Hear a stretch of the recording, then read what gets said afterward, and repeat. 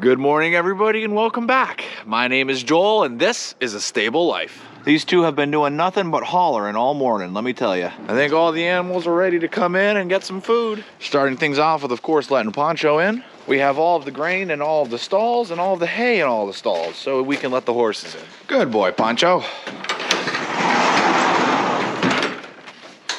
I see William has a strap hanging. That's not surprising. Make a mental note, guys. We'll have to make sure we fix that. We got the grain for the donkeys and grain for Tucker. Let's go ahead and give them some grain. You think they want it?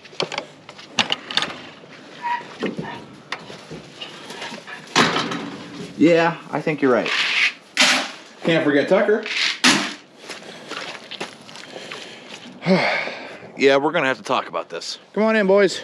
Come on, Casino, let's go. Morning, Roni. Morning, Champ. And take specific note of their hooves and legs, guys. Obviously, as you can see, they're dirty. And the reason why I'm asking you to take specific note of their hooves and legs is because later on, we're gonna be talking about something. Specifically about the hay feeders. For now, we need to work on getting all the horses in the barn and making sure they're all okay.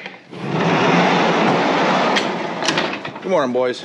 Normally I let you guys know what horses are which as they're coming in, but we've been having a bit of a problem with Poe. You see, he's been going into the wrong stall every single time.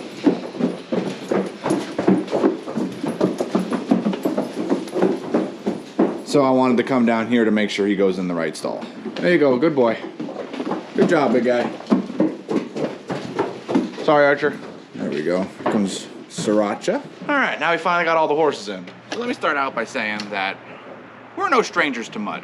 Our muddy season is normally in the fall time of the year and the spring time of the year. Being a horse stable, mud is always an inevitability, especially where we live here in northeastern Pennsylvania. And what's nice about having a 60-acre pasture is that most of the pasture actually looks really good most of the year. And in the summertime, things green up really nice around here and look fantastic, as you guys have seen. And normally in the wintertime, the ground's frozen and everything is a pristine and beautiful white blanket. However, this year, that is definitely not the case. We have been getting nothing but rain and warm temperatures. In fact, just this past week, the temperature on average was 55 degrees Fahrenheit. At night, it only got as low as in the 40s, which, to be honest, felt pretty nice. However, that's simply not the temperature that it's supposed to be here. And the results, well, they speak for themselves. Doesn't this just look disgusting? This looks absolutely awful. So that takes me to the main topic of today's video. Is a warm winter really a good thing? And of course, this video topic is based on my opinion and here on our stable in northeastern Pennsylvania. On average, things will get muddy and I will clean things up in the fall of the year to the best of my ability, and then the ground will freeze. And usually we get a January thaw. And once that ground freezes, the snow will come and pack everything over, and usually we don't really have too many hoof issues in the winter. The horses do good, we make sure that we feed hay, and we don't really have too many issues. And during that January thaw, I will come in and re-clean the pasture, but sometimes, and actually most of the time, the ground doesn't thaw out enough for me to actually clean it. Usually it just ends up getting soft in places, specifically around the feeder, where I'm able to clean. But it's never like this.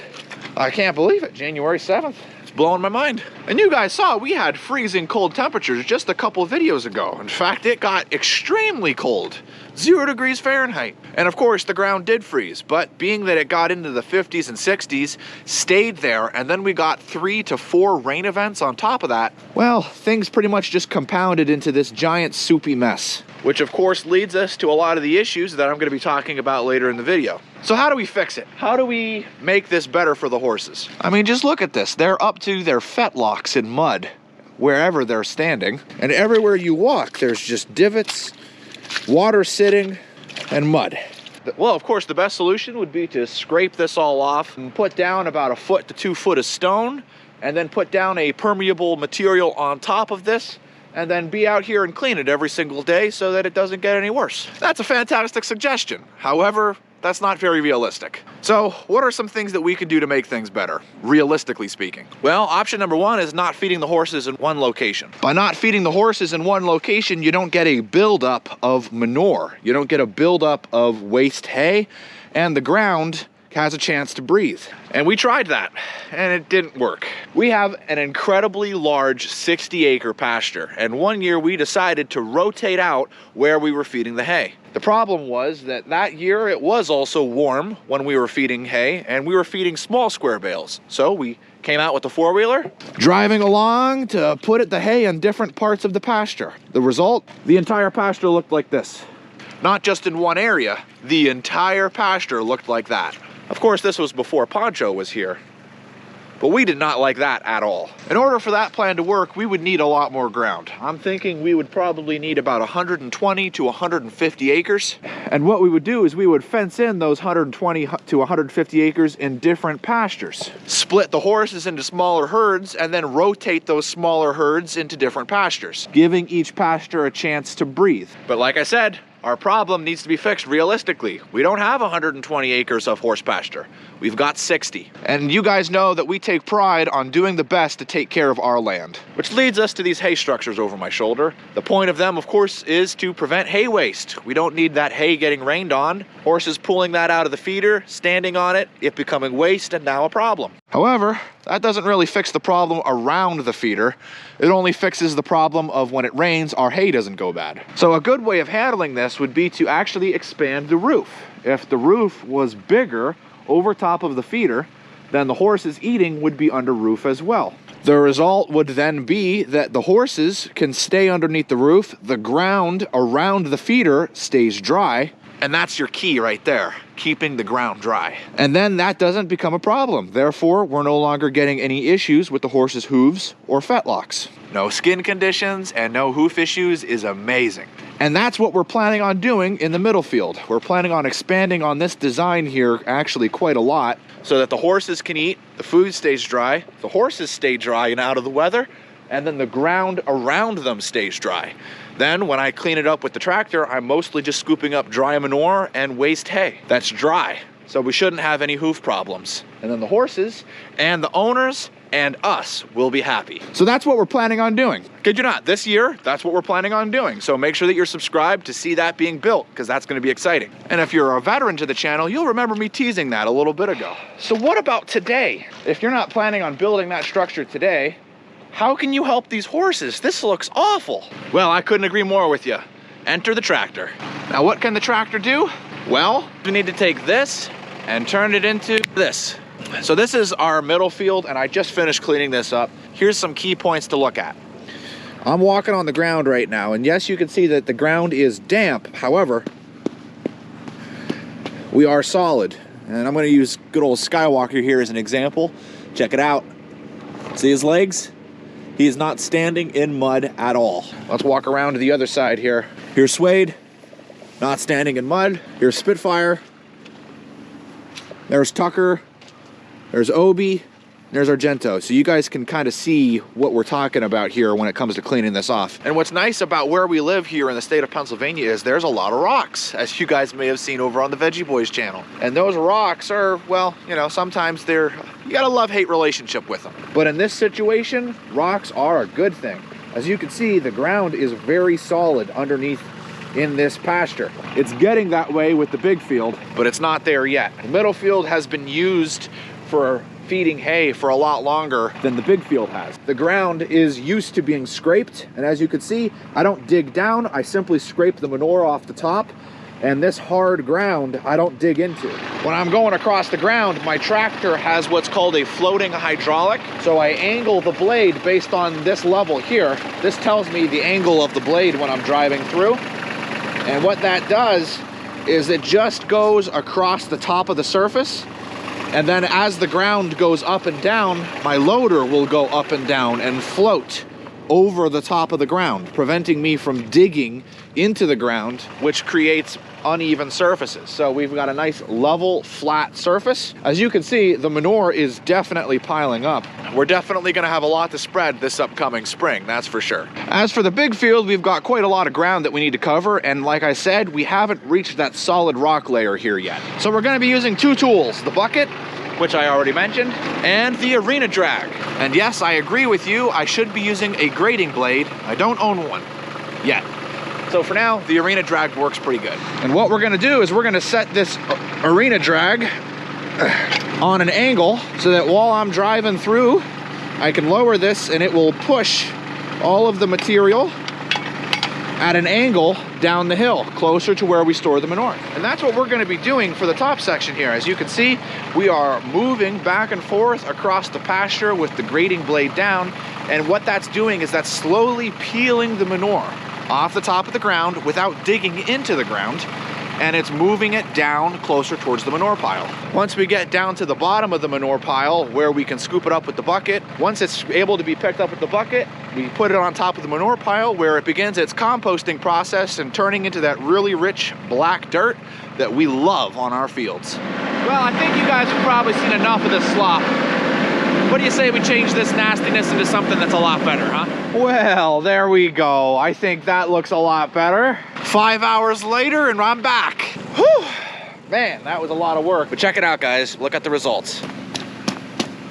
Where the horses constantly stand, they're really packing the ground down nice right here, which is actually acting like a shale bed, which is kind of nice. We'll walk you guys around so you can see just the difference versus how it was to how it is now.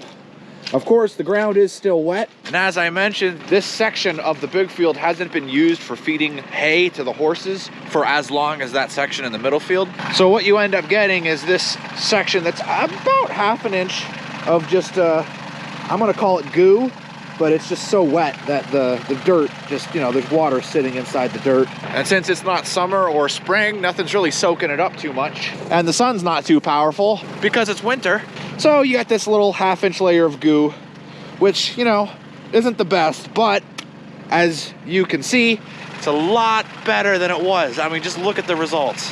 That is crazy. You know what's crazy? That's crazy. I mean, just look at this. That is a big pile of manure. Definitely gonna have a lot for us to take care of here come spring. But I mean, just look at the differences. It obviously isn't 100% perfect, but it's way better. And you can see the difference in how deep it is till the horses are feeling solid ground, which is way better than it was. So this should cut down on any problems that we already are experiencing. So with this whole job wrapped up, I'll see you guys back at the barn. Welcome back up to the barn. And it actually brings us over here to George. So you guys remember a couple days ago, well, for you guys it'd be a couple videos ago, George was limping and he started clearing up, but then we got more rain and more rain. Duke is starting to get an abscess to form as well, so sadly we have Duke in there until that pops and we're able to get that cleaned up. So that means that George here, he is just in the stall. And that's it. That's all he's in. You can see that George is actually pretty good at staying in the stall, and we've been keeping it completely clean. That's good. Yeah.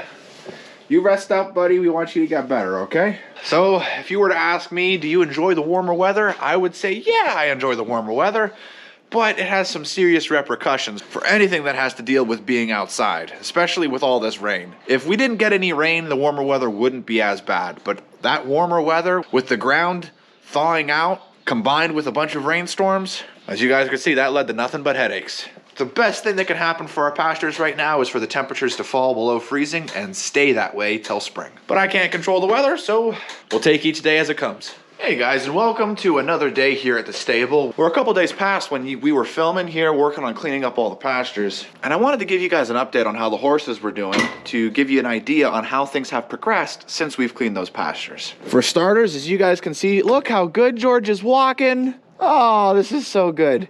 This is so good to see. And as you can see, George is out of the stall, no longer trapped in there, which is fantastic. Hey, buddy, good morning. Good morning. Yeah. Look at that beautiful blue eye. He's doing good. He's doing good, aren't you, buddy? Yeah. And as you can see, all the horses are back to being out, including Casino and Duke. So it definitely looks as though that has worked, and I wanted to share that fantastic news with you guys. Okay. Back to our originally scheduled video. We got the horses getting a drink. So, we're pretty much wrapping up with afternoon feeding. And what brings you down here? Store closed. Store closed? Am I running late today? Eh. What do you think of the snow? This is not snow. This is rain. Yeah, I agree with you. The whole topic for today was talking about whether or not a warm winter is a good thing and how it affects our horses. So what do you think? Have you been enjoying the 60-degree temperatures and all the rain? It's not how winter's supposed to be. Of course, it's nice that you're a little warmer, but things need to freeze, and you need snow. And that's from a Floridian. There you go. You heard it here first, folks. Guys, thanks for watching. I hope you enjoyed. I know that this wasn't a rather normal video, but it was a special topic that I wanted to really bring out and talk about how we're working on not only helping our horses, but keeping everybody looking good. Everybody's doing well. Takes just a lot of more work on our part to make sure that they're doing well. It's gonna be on that happy note. That's gonna be where we are going to end the video for today. If you haven't, Don't forget to hit that like button and make sure you're subscribed. and the question for the day is going to be, were you eating while watching this video? If you were, I am so sorry. That's what I'd like to know. Alrighty guys, thanks for watching, and as always, we'll see you in the... Hey, you're supposed to say we'll see you in the next one. We'll see you in the next one.